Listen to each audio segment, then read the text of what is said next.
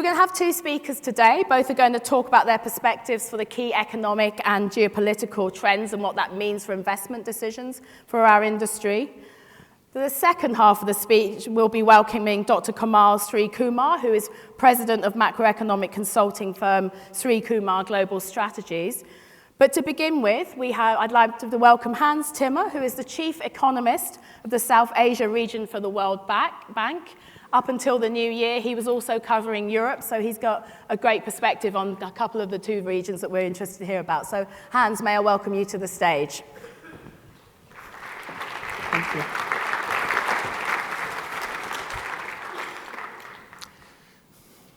Good morning, everybody. Let me first thank the organizers for inviting me. It's really a pleasure to be here. Thank you so much.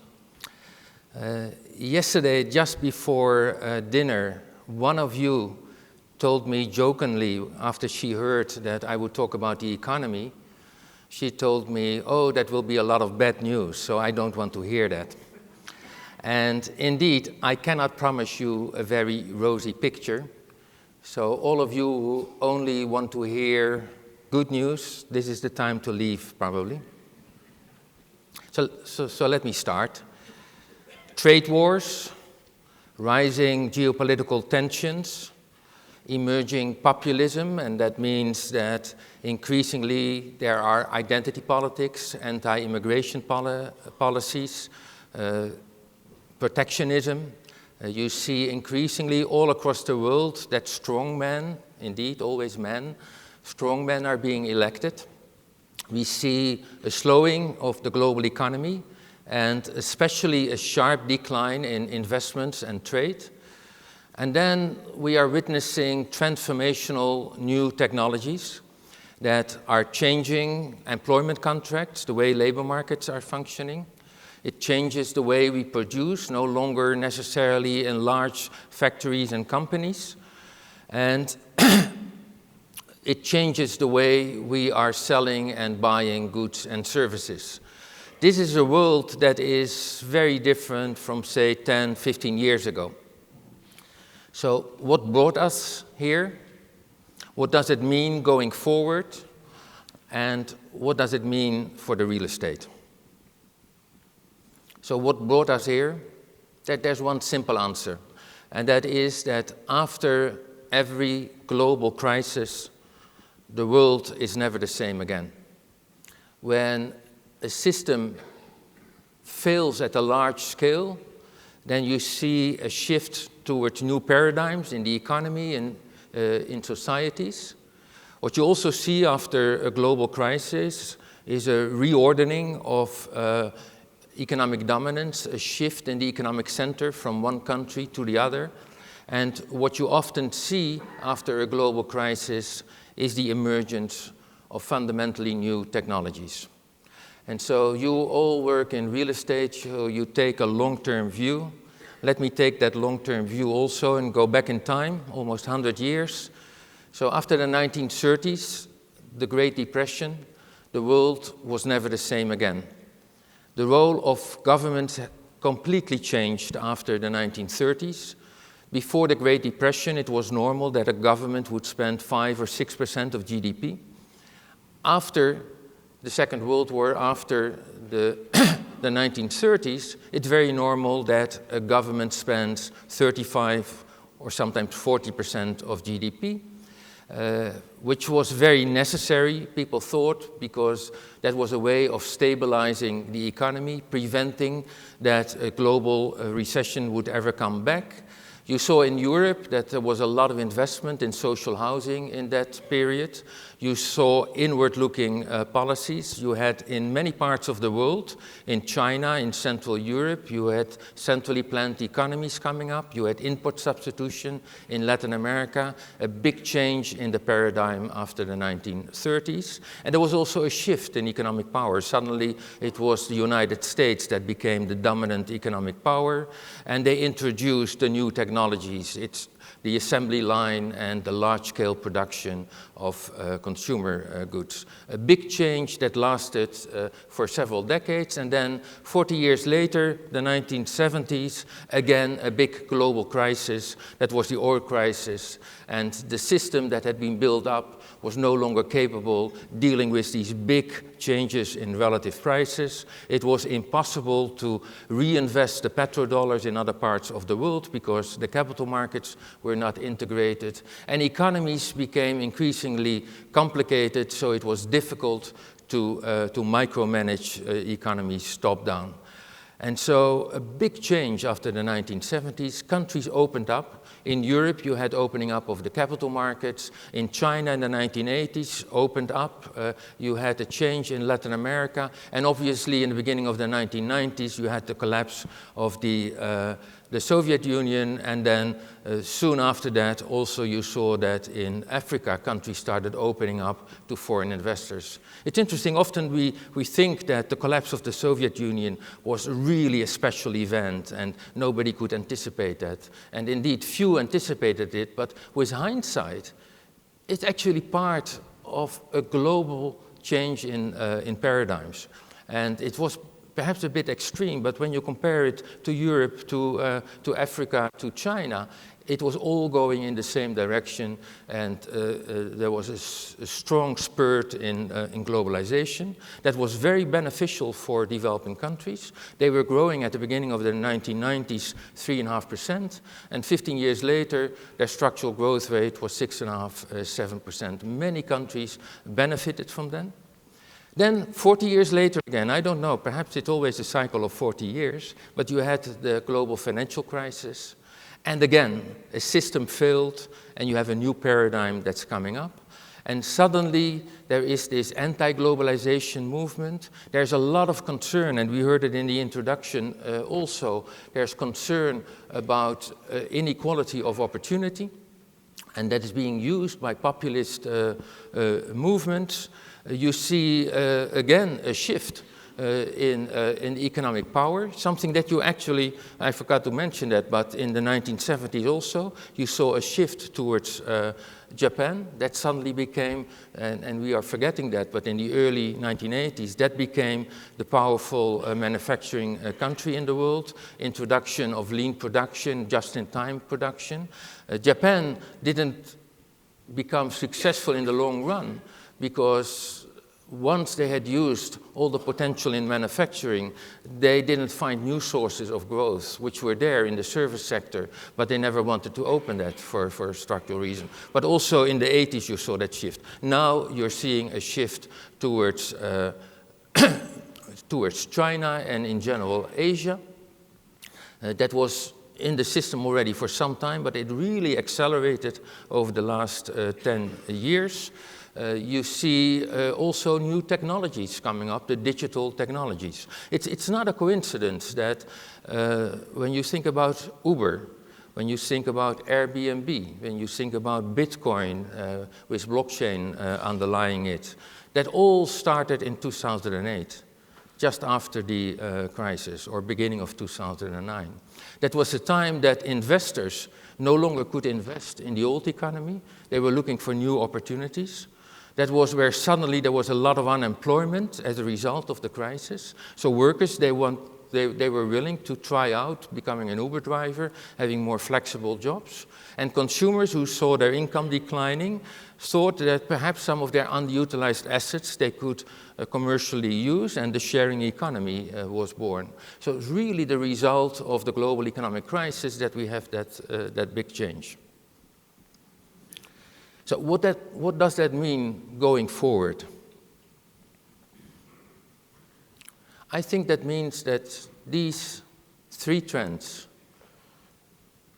the shift away from globalization, a lot of concern about inequality, and especially inequality of opportunity.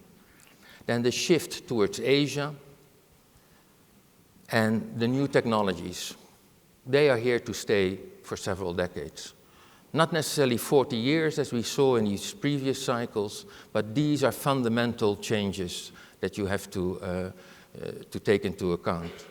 The dynamism is really in Asia at the moment, and we all know the numbers. Let me give you 2 examples of how quickly economies in Asia are changing.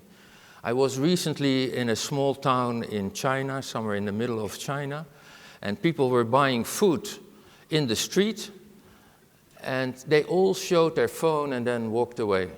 And I had cash, and I had a hard time getting by paying cash in that little town in China. And that was in just 5 years. That basically cash is going out of the Chinese economy. Recently, I was in Colombo, the capital of Sri Lanka, and there you see the tuk-tuks, these motorized rickshaws. And then the drivers, they have an iPhone, and you can go on your app, and you call a tuk-tuk. Those are people that work in rural areas. They have hardly any education. They come to the city for a couple of months. They rent a tuk-tuk to earn some money, and then they go back to invest that in the farm. That's how quickly these things are changing. And also these new technologies, they are here to stay with us. And often what you hear is, yeah, the new economy, that's still a small part of total economy. We did a study on Europe, and of the young people up to 24 years, 80%, 80, doesn't have what we call a standardized employment contract anymore. Sometimes they have 2 jobs, sometimes they have part-time jobs. In many cases, they work for themselves. And when you interview them, then several of them are no longer talking about jobs. They're talking about activities. And that's how fundamentally this is changing. This is really a fundamental change in the economy. What is now true for the young people who see that all the regulations and safety nets are no longer working for them because they are in the new economy, that economy will spread to much larger part of society and will fundamentally change things that we have known for a long time. For a long time, it was increasing returns to scale. Big companies, informal people became formal employees. We saw standardization of production. We saw concentration in cities. That's all being reversed. Economies of scale is no longer that important. Labor is becoming more informal. Instead of standardization of production, you have customization of production to individual consumers. And it's a big debate, very important for you, but I think that ultimately that concentration is no longer that important, that urbanization is no longer that important. Instead of location, it's much more connectivity that will determine the future. So these are important trends that will stay with you. What does it mean? First of all, some modesty for the people who work in Europe, because the real dynamism will be in Asia. That's where you will see much larger growth. That's where still urbanization is going on. That's where you have big challenges of congestion and pollution in cities, and you will see innovative solution. There are a lot of private cities emerging now in Asia. It's a whole new kind of development. So that shift of economic power, that is important. It remains very important, and we will talk about that inequality of opportunity, especially in the rental market. Young people want to rent, but the rents are too high for all kinds of reasons. And so you will see policy reactions to that. Government forcing the private sector to create affordable housing for people. But also you might see changes in tax policies in the sense that real estate taxes might go up, inheritance taxes might go up. And then the technology. As I said, it will stay here for you, and you know it in the big shopping malls, the changes in commercial real estate and the mobility. Big changes. In the short run, and I haven't talked a lot about what is happening in the last couple of months, and we might talk about that, but there is this sharp downturn in the global economy. In the short run, there are serious risks, I think. In the longer run, and that might be more important for you, there are enormous challenges because of the structural changes in the global economy. But obviously, there are also opportunities, because what you need is not necessarily more real estate, but different kind of real estate, and that creates always a challenge. I have a lot more to say about the low interest rates and why they are low at the moment. It has to do with the shift to Asia, partly also, but perhaps in the Q&A we can talk about that. Thank you so much. It's nice to be here. Where do you want me? No, do you want to come? Thank you very much, Hans, for that overview, and thank you for your questions, which are starting to come in. As Hans said, we're going to do a Q&A once we've heard from our second speaker. So I'm now delighted to welcome Dr. Kamal Sri Kumar, President of macroeconomic consulting firm Sri Kumar Global Strategies. Sri, the floor is yours. Thank you. Thank you, Andrea, and good morning, everyone. What I'd like to do is to start in terms of talking about where I see the global economy, the changes that are taking place with a particular focus on developments in Europe. What are some of the major characteristics globe-wise? We have had slow growth in the global economy even 11 years after the end of the big recession. This is highly unusual. Normally, after a long recession, we have a very swift recovery. For example, in the case of the United States, after the severe recession of 1980-81, we had a couple of years of more than 10% annualized growth in the US economy. That has not happened. Population rising at a muted pace. Many of the countries are looking for falling populations, which also means an aging population. And as I'm going to be saying a bit later, from a real estate viewpoint, you want people to be young. You want young population matter for real estate. Old, retired people, whatever we think of ourselves, we don't matter as much on the real estate side. Low inflation that Hans made reference to, and negative yielding debt, I have a chart to show in terms of where that is headed. Isolationism, we have that in the United States in the Trump administration. America first. Everywhere, the rest of the countries better adjust to the American needs. Otherwise, America will not deal with that country. UK, I was on Brexit Day, January 31st, I was in London to see firsthand the changes taking place. I think the fallout is going to be seen the rest of the year. In terms of public discontent, you have it in different countries. The country I was most surprised about was one that I have been traveling for more than 30 years, Chile. Very stable democracy, South American country. We just broke up in demonstrations when the metro fares in Santiago were increased, when the billionaires in Chile were not paying adequate amount of taxes. That discontent is something that real estate will have to deal with also. Very quickly to pass by the world GDP numbers, mostly I never agree with the International Monetary Fund in terms of their calculations. They are more often than not optimistic. But to go with what they say, they are looking for GDP growth to drop to about 2.9% in 2020. I think this was a pre-coronavirus calculation.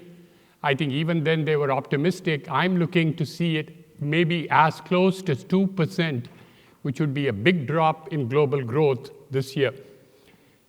In terms of the global negative yielding debt, big change in the last 3 weeks. It was negative enough on January 15th to have been at about $10.6 trillion. But February 1st, we hit another high of $13.5 trillion, increasing a full $3 trillion worth of negative yielding debt in 2.5 weeks. That shows risk aversion. It also is shown to you by the 10-year German Bund yielding minus 40 basis points. What does it mean for real estate? For those who are looking for long-term exposure for a presence, the alternatives look very good when you look at some of the fixed income and what they are offering, and that I think is the benefit global real estate is very much going to have. What are the implications for the global picture? We are looking essentially for slower world growth to continue in 2020, 2021. You cannot change the situation by increasing the pace of monetary growth. I like to point out that if you have a lot of plumbers in an economy and you double the money supply, you'll still have the same amount of plumbers. They don't become nuclear physicists trying to boost the pace of economic growth. Money growth can do only so much. You need structural changes, and that is what we don't have enough of. I already talked about low bonds boosting the value of alternatives, and I think that is going to be a phenomenon for the next 2 to 5 years. Very positive for real estate, positive for private equity, and global real estate being a beneficiary of that. Still, I think country selection is going to be very important.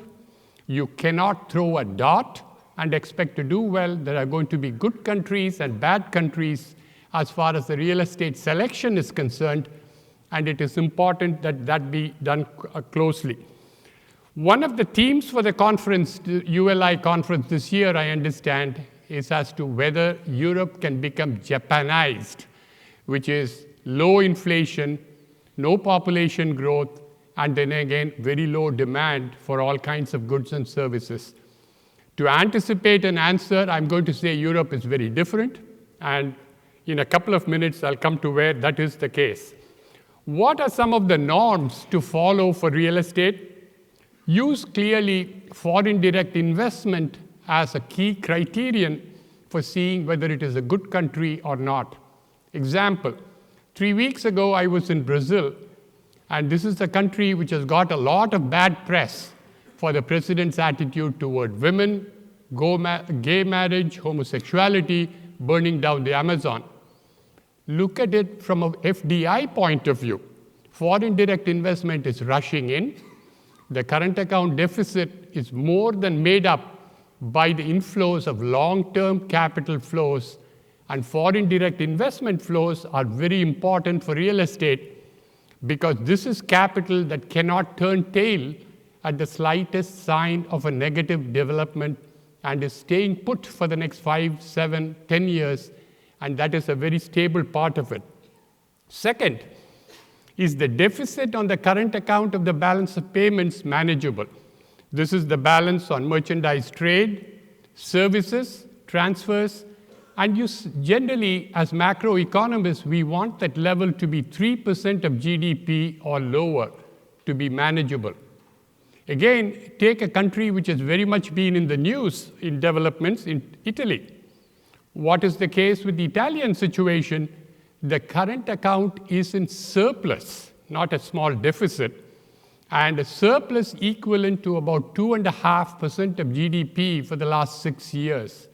What that means is it puts the country in the position of becoming more and more of a net creditor and builder of assets in the international community, and that is a positive that you want to look at. In terms of median age of the population, it definitely matters. Among the countries that you're looking at, Nigeria, the median age is 19. And even with the passage of time, the average age of a Nigerian is still going to stay below 20 because of the number of babies being born, that the average age is still kept low.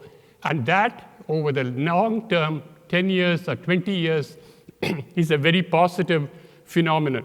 Other cases, median age, an average Indian is 29, average Brazilian is 31, and an average Chinese is 38 years old, very old by emerging market standards because of the one-child policy that they followed for a long period of time.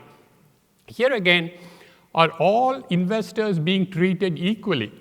We want to make sure there's a level playing field, that you do not penalize foreign direct investors in any way compared with local investors in terms of taxation, regulations.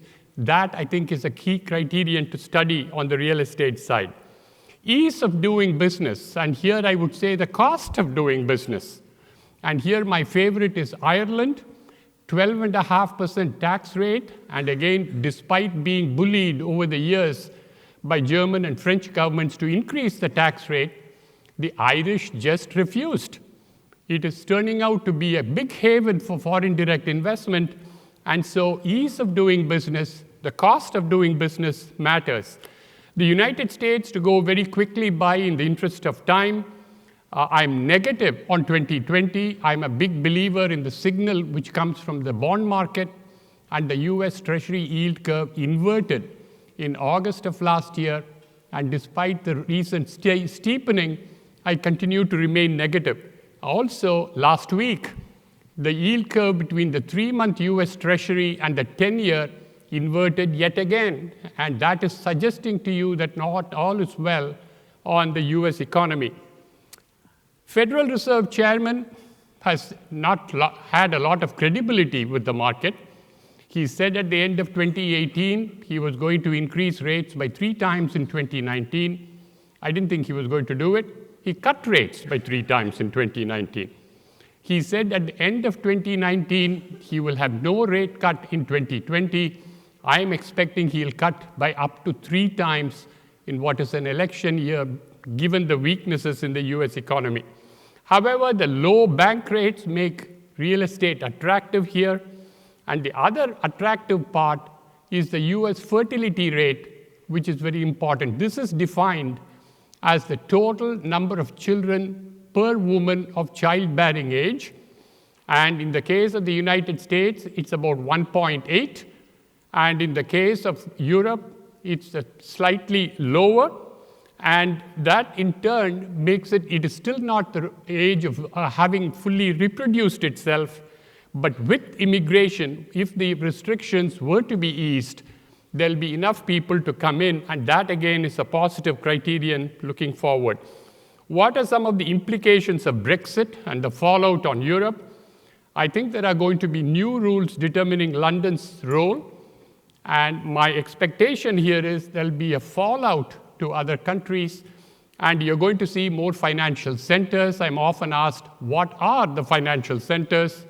I think depending on the tax laws, depending on how friendly the regulations of the governments change in 2020 and 2021, moving from the West, I would look for Dublin, Amsterdam, Frankfurt, Paris, Milan to be all contenders for it. Which of them get the most of the businesses falling out of London would depend upon the changes that take place in the regulations in those countries. And I believe that tax and labor reforms are very key in terms of developments. I've referred to different countries, and one is Italy, despite continuing low economic growth, and the fourth quarter was an unexpected drop in France and in Italy, but the Italian unemployment rate has come down below 10%, which is a big change. And the youth unemployment rate has dropped as well. And this is because of labor reforms which took place in the 2 previous governments, and that is going to remain very key in terms of structural changes. So when you have a situation, again, with population not increasing much, you want to look at countries which are favorable on the labor reform side, where it becomes easier to fire unproductive workers, less costly to do so, and to hire younger workers who may work for you and would be very happy to have the job and would be more productive as well. And the last point here is the importance of growing real estate diversification because of the uncertainties on the global side. I passed by the previous one. Very quickly on whether Europe can become another Japan, the bottom line is no, I don't think so. The reasons are that Europe has more room for fiscal stimulus. The fiscal deficit to GDP ratio in the European Union is 80%.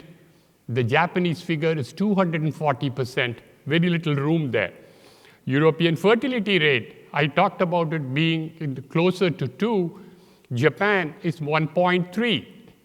Again, in the case of Korea, it is 0.88, less than 1 child per couple is the latest figure. Europe is selectively open to immigration. For again, Eastern European countries giving some incentives. Poland, a country which I have visited, immensely attractive to, for instance, people who have come from 1 million out of 41 million people living in Poland are actually Ukrainian immigrants working there, and many of them are young and therefore more productive. So immigration can be an effective tool, and I like Germany as an interesting case study. It is one of the oldest populations of the world, but out of the 83.2 million Germans, the population of last year, they had about 400,000 net inflow of immigrants, both in 2018 and 2019, which again made for a very attractive younger population, even though the native-born population is old by demographic standards, and that's a positive as well. To quickly finish by, in terms of looking at Shanghai versus China, and I do this only to say, don't just stop looking at countries, cities are also important. Why is that? Shanghai has characteristics different from all of China. One, there are special programs to attract foreign direct investment, a concept that I like very much for real estate, and Shanghai has it in a way that you do not have in all of China. It's a friendlier local government.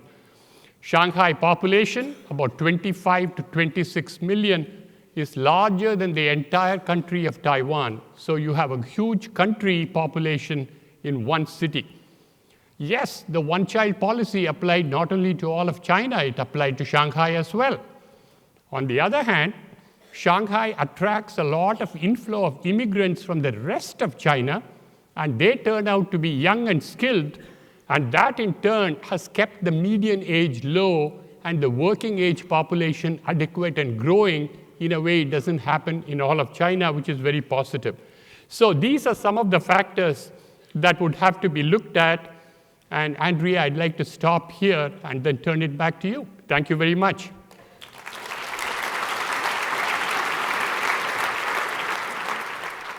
Sit down. Thank you very much. We're going to turn to the Q&A now, and if I can get three to sit down. Yes, perfect. Thank you. I can stand, I can sit. No, sitting would be great. I've got lots of questions coming in, so I think we have about a good 20 minutes to discuss. But Hans, as one of our attendees picked up on, and as I think most of the room would pick up on, you said sort of urbanization, concentration of urbanization has become less important. You're a brave man to come and talk about that in the industry where we only talk about the impact of urbanization. As one of our questioners pointed out, most projections show that an increasing percentage of global population will be living in cities. You know, and existing cities face huge challenges. Isn't managing urbanization actually more important today because it's going to be more important? Yes, so I should qualify what I said.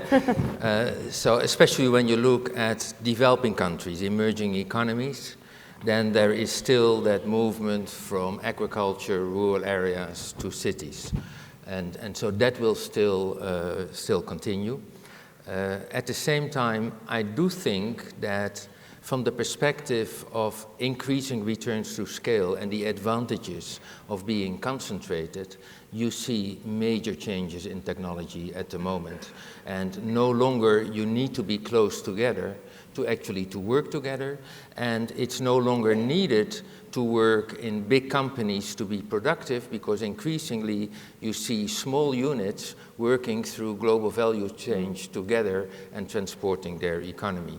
And so the people who say that doesn't change that trend towards urbanization are no longer making the argument you need it for productivity, but you need it because people want quality of life, and they find that in urban areas. Whether that is strong enough to continue that trend toward urbanization, I'm not convinced, because at the same time you see congestion, you see pollution in urban areas, and there is a trade-off between being still connected but having more space somewhere else and being part of that urban area. But I know that I'm not in a majority when I say that also this trend might be reversed. Yeah. Yeah. I mean, Sri, do you have a view on that? Because I think also both of you spoke about the the youthfulness of some of these emerging economies. And I feel like young people, they want better lives, as you say. They come into cities to earn money. So how do you think that technology and those urbanization kind of fit together? Urbanization technology, Andrea, to the extent they supplement the inflow of youth. And youth, I find, generally is more attuned to technology than there are older people because they are starting afresh and they are much more comfortable. So I think technological changes and the inflow migration typically happen to go together. However, in countries which do not have a big increase in population, technology can for a while offset an aging population. So technology is always a positive for growth. It is a positive for real estate. However, whether it is accompanied by an inflow of immigrants or not makes a difference. Okay. And Hans, you said, Sri talked about whether we're going to go to a Japanization of interest rates. You said you would discuss that here as well. Can you tell us your view on that? Because I know you have a slightly different view on that. Especially with respect to interest rates. Yes, yeah, the low interest rates, yeah. Yeah. I see a couple of reasons why we have low interest rates at the moment. One is the shift of economic activity towards Asia and Asia becoming more important. And Asia has higher saving rates because they have a different time preference. And that means that with that shift, the average saving rate in the world has increased. That puts downward pressure on interest rates. The other one is that Asia increasingly was able to ship cheaper and cheaper products to the United States and other more developed economies. And given the rules of the central banks, especially the Fed, but also the bank in Europe, the ECB, where they don't really want to look at asset prices, but only at consumer price inflation, there was no need to increase interest rates because inflation remains very low. And if you combine that then with the fact that more and more countries are organizing their pension system with a capital-based system, which also increases the savings, and now the downturn in the global economy, there are all kinds of reasons why the investment rate is low. I think it is incredibly dangerous, especially for the real estate market. Yeah, well, we see Christine Lagarde now running the ECB. Do you think she will have a change in policy on this? Will it shift? No, I think it still is important from which country you are. She's French, and she's not German. And so I think there is still the idea that monetary policy has a role to play in stimulating the economy, more even than fiscal policy. Okay. So that policy will continue, I think. I would step in and say whether it is Mario Draghi or successor Christine Lagarde is not going to make much of a difference on the ECB. She's doing a year-long study of what the ECB policy should be like. This is the first review on such a comprehensive basis since 2003. So it's very important. It's going on for a long time. They're not going to do much. If you change the deposit rate from minus 0.5 to minus 0.6, what are you going to achieve? Nothing. Yeah. And there is a basic problem in the central bank thinking that lower interest rates will increase the inflation rate.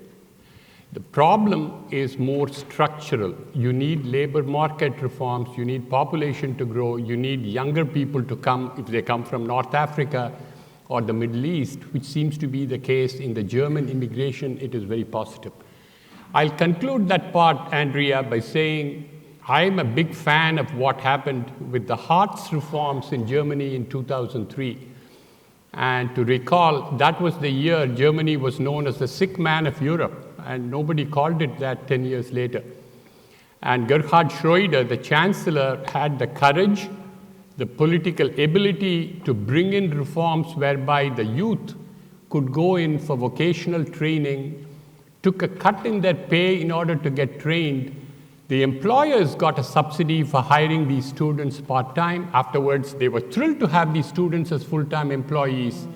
and the unemployment rate plummeted compared with the rest of Europe. Yeah, so this is the restructuring you're talking about, where you're talking about our plumbers need to become nuclear scientists. We need to kind of exactly. skill in that sense. I mean, Hans, you said it's a danger for the real estate industry. I think we, as Lisette mentioned, we're a favourable asset class now.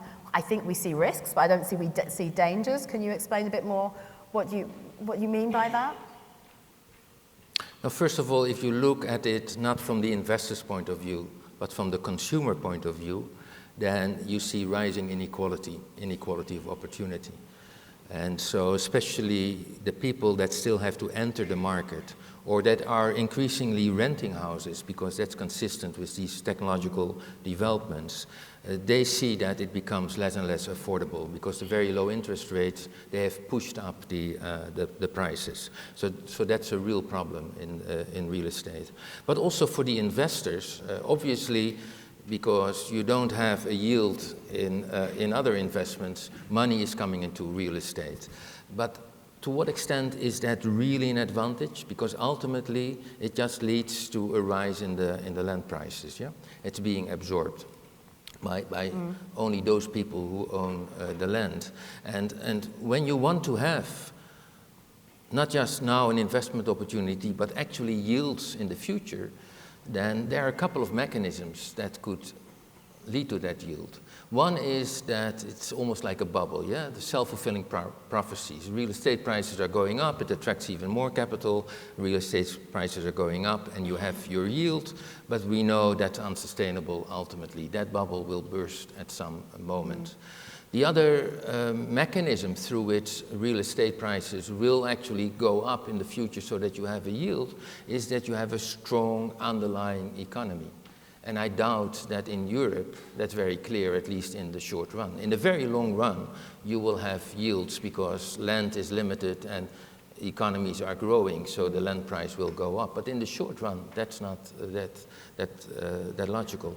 The third reason that you could increase your yields on real estate is when interest rates not just remain low, but go lower even. Yeah. Because that increases the prices. And that probability is very low. So you don't even need a rise in the interest rate to already see some problems in where we are in the real estate sector. And at some point that rise in interest rates will come also. So I see it as a very dangerous situation.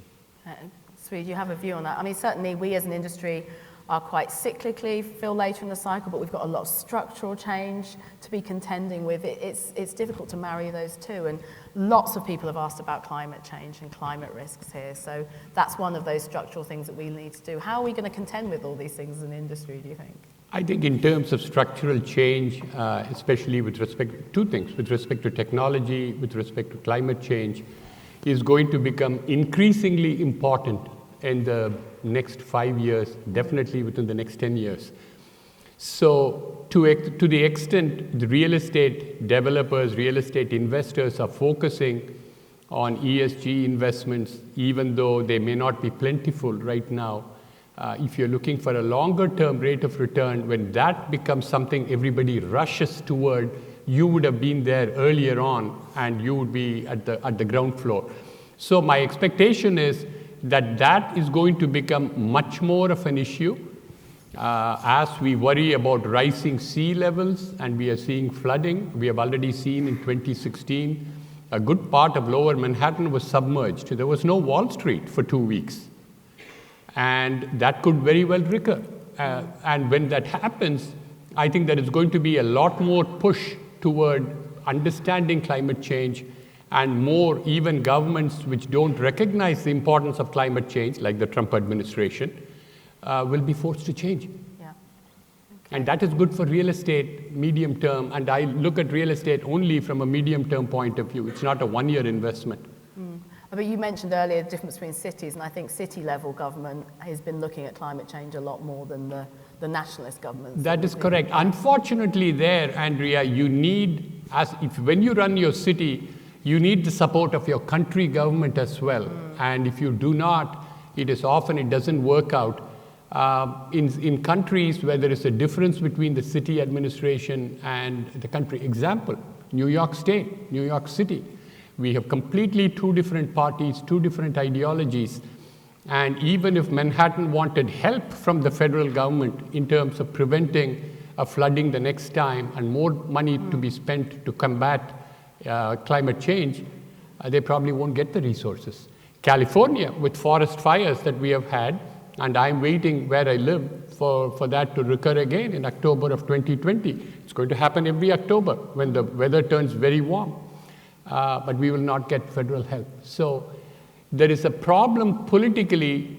Cities are important, but for climate change, country dominates over the city. Okay, so we need more country leadership on that, essentially, right. yeah. Just quickly before we move, a lot of people have been asking about negative yields and what's more, this probably covers many of those questions, what's more relevant in your eyes to low/negative yields, central bank actions or global demographics, i.e. higher total savings? What's the more relevant one, do you think, to be looking at? I'm sorry, for negative yields? Yeah. What's more relevant in your eyes, low negative yields, central bank actions or global demographics? Okay, as far as real estate is concerned, I would say the third, global demographics. So more longer term. Longer term demographics are important, but if the central bank continue their mistaken policies of both the ECB, Federal Reserve, Bank of Japan for the last decade, that's going to help real estate. But it is not a kind of a help you want. It is negative for the overall economy. Hans, maybe we can look at something more immediate, which is the coronavirus, which we've seen obviously take off in the last few weeks. What do you think will be the impact of that? It's starting to look a bit longer term, and also how China has dealt with that. What does it show in terms of China's leadership at the moment? So first of all, the direct impact is negative, is very cyclical. So it's disruption in global value change. It will be a sudden slowdown in the Chinese economy that will spread to other countries also. But that's not something that's permanent, that just reinforces the cyclical movements that we have already seen. There's a lot of discussion about how China has responded to it, that especially at the local level, they were too late announcing it. At the same time, it is more transparent, more open than the SARS crisis in 2003. They've learned lessons I from think, that one, yeah. And everybody has seen these pictures of hospitals being built in 10 days. That is something that is not possible everywhere. But the economic consequences globally can be significant in this year. If I can add to that, Andrea, I'm going to take up two aspects. One is, after about a 6.1% growth in real GDP last year, I'm looking for, depending on how extensive the damage is, first quarter to be as low as 4% on the Chinese side, which would be very important in transmission to the rest of the world. SARS, you had China being about 3 to 4% of world GDP. To this time, they are about 1/5 of the world GDP 17 years later. It's a lot more important to the world today than SARS was. Yeah. The second item, they have already said to the US authorities they can't comply with the phase 1 trade accord. So the big increase in imports of US farm goods that we anticipated from China, which I always said was everybody's imagination, but it's just not going to happen. So expect more trade tension to develop as a result of that. US-China trade tension, and as well as a renewed effort to impose tariffs on German cars, for instance, which is a favorite theme of Donald Trump's. Yeah. They are both byproducts. You wouldn't expect them, but they are byproducts of the coronavirus. Yeah. Someone's asked if it will fuel isolationism. Yeah. May I react to your previous question on demographics? Because I think it's easy to overestimate the importance of demographics and to overestimate how important it is to have a young population. There are actually many disadvantages of having a young population. When you have a large share of your population still being young, then you need a big part of your GDP to educate smaller young populations. That means that you can improve the education. If you look at individual productivity studies, then the peak of productivity of an individual is around the year 45. That's more or less the average age in Europe. In many young countries like India, the problem is that people are too young in companies. You don't have managers.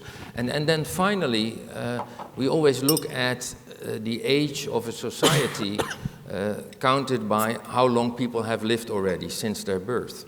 If you calculate how long people still have to live, so take into account the life expectancy, then Europe actually is not at all that old.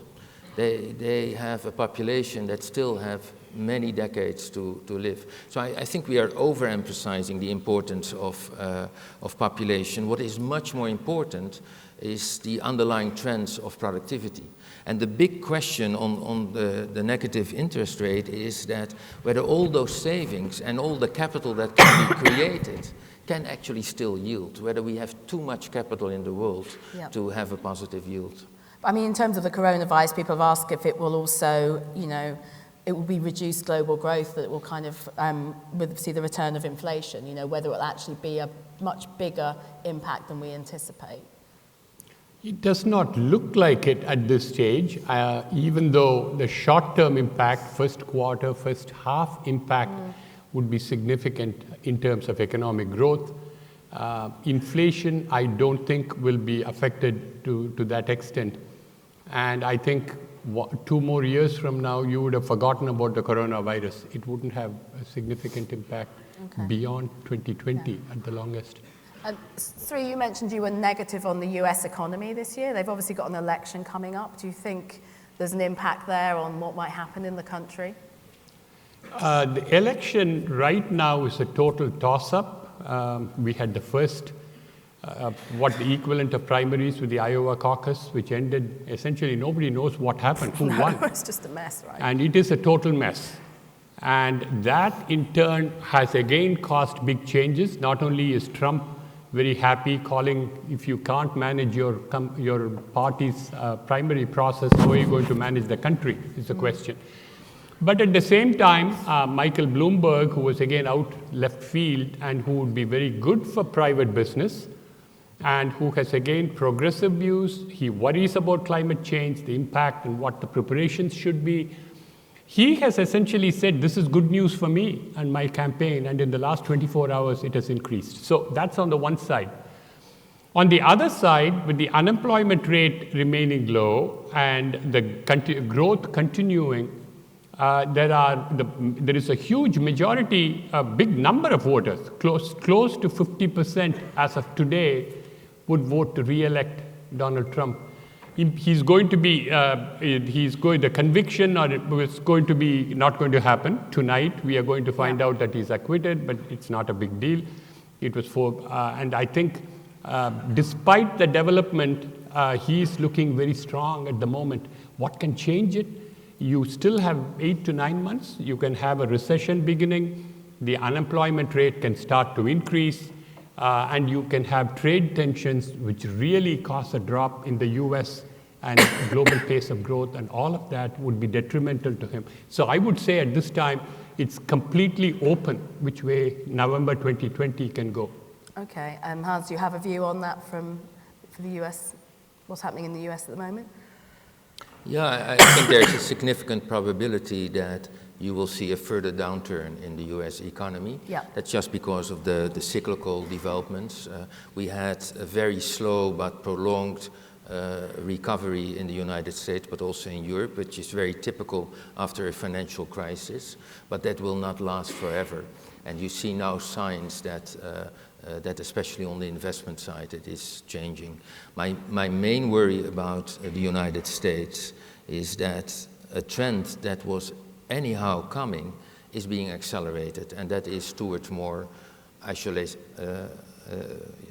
becoming more isolate, the United States. You see that even with the recent trade agreement with China, that is not a positive development, because it basically sets in stone high tariffs. it has all kinds of distortions, and there's no prospects for freer trade. You see China moving much more with Belt and Road Initiative towards Europe. You see the trade tension between the United States and Europe.